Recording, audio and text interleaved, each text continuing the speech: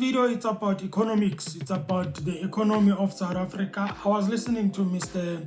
Lesetja Kganyago, the governor of the South African Reserve Bank. Okay, he was speaking about the tariffs.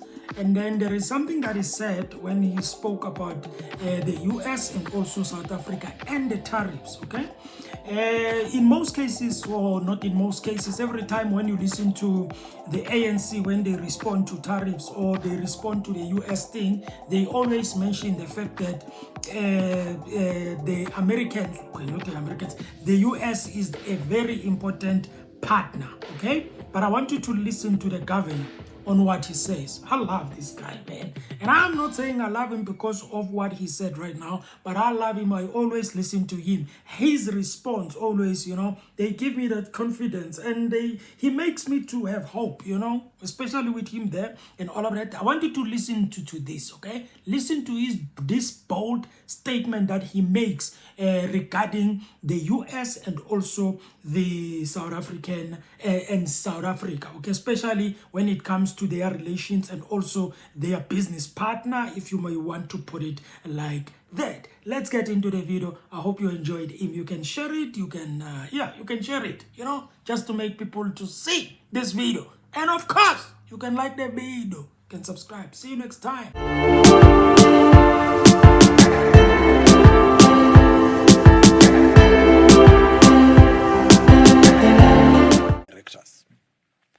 Now allow me to move to my formal address. The global economy is experiencing a turbulent year. So far, it has proven resilient despite the shocks from wars and tariffs. We should not overstate this. Late last year, the International Monetary Fund still expected growth of 3.2% for 2025, which is now down to 3%. But in April, it was expecting 2.8%. So we have actually had some upward growth revisions. Given all that has happened in the first half of this year, it is surprising that growth has held up this well, and that forecasts are moving up rather than down.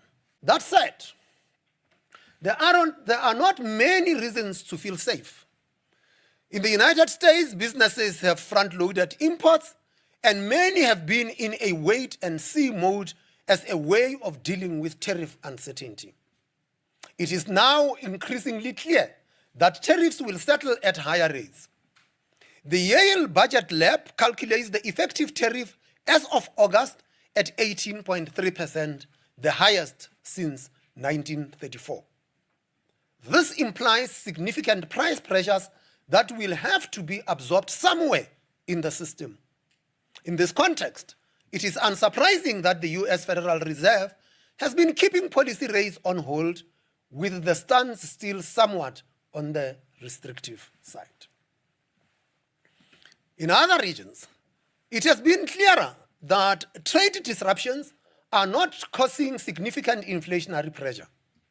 The main concern has been that supply chain disruptions would push up prices, seeing as most other countries have taken an enlightened approach and refrained from raising their own tariffs to match US measures.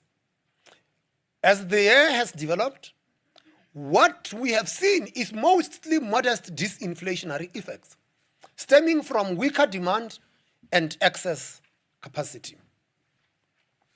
A weaker dollar has also been supportive of other countries, especially emerging markets. This has given many central banks the scope to ease policy rates and adopt more neutral policy stances.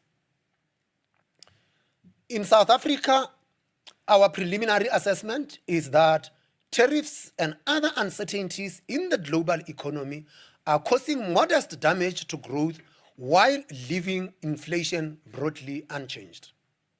The US is a large trading partner for South Africa, but it is not as important as Europe, China, or the Southern African Development Community. Our exports to the US mostly consist of commodities, some of which are exempted, and manufactured products such as cars.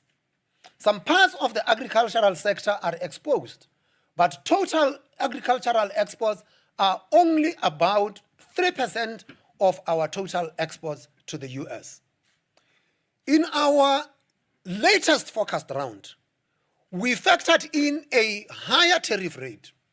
This moved our growth projection for the year down by about 0.1 percentage point. While this is a setback, it is not catastrophic.